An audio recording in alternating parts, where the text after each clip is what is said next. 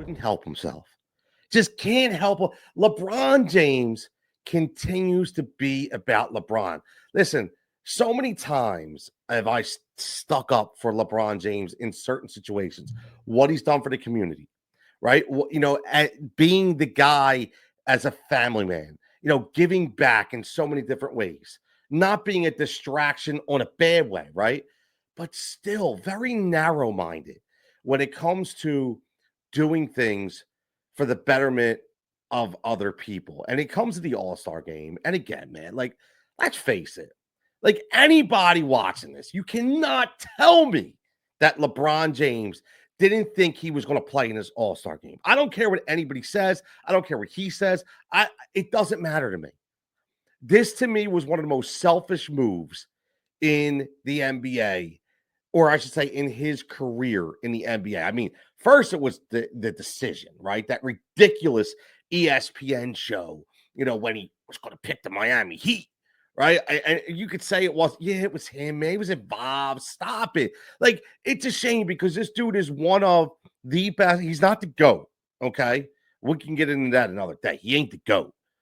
But he is one of the top 4 players in NBA history. And it's shame that he's tainted because of certain situations like this. You got a dude who's balling out for the Clippers and Norman Powell. A dude who's balling out that has a chance to go to the NBA All-Star game, and you decide to take up a roster spot, okay, and then come out a couple hours for the game and say, I'm not going to go. Are you kidding? Like, come on. So many guys, whether they were upset about the new format, whether they didn't want to play, they were still there. I mean, even Giannis was there during the 3-point contest and the slam dunk contest, cheering all those dudes on. Okay, whether he had a guy in there or not, didn't matter. He was cheering them on. He was a presence. The same way Bron could have been a presence, right? Like, now you're a distraction.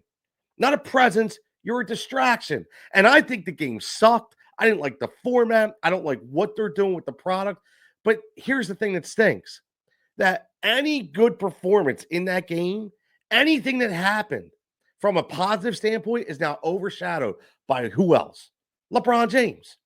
King James, again, needs to be all about himself for King James. I'm sorry, man. It is a very, very poor decision by somebody that's supposed to be the ambassador of the NBA, one of the elites, one of the OGs, so to speak, right? Like they call that team, the OGs, one of the OGs right now, be showing these kids the right way.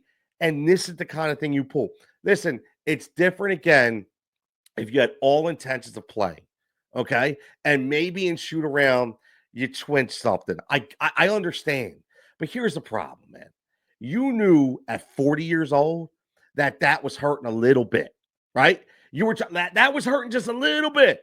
So that's what makes it even worse. It was hurting just a little bit, which says, I'm still going out there, man. I need to go out. I don't care if it was going to be your last. I don't care if it was going to be your first. Come on, dog. Listen, at the end of the day, you're taking up a spot for somebody else who probably would have benefited more from the roster spot and honestly probably would have respected the game even more than you do, as well as all these NBA veterans that made a mockery of things all weekend, like Chris Paul. Okay, and I'm a Chris Paul guy, and that just makes me sick. Okay, I don't care. Doesn't matter. I was an NBA dunk contest fan. I was a 3-point contest fan. I loved NBA All-Star Weekend, and everything about it just stunk. Thank God for Matt McClung, right? Thank God for Matt McClung. But getting back to LeBron James, just another selfish spot in the world of LeBron to where, again, he becomes the sole focus of this topic on Crossover Court.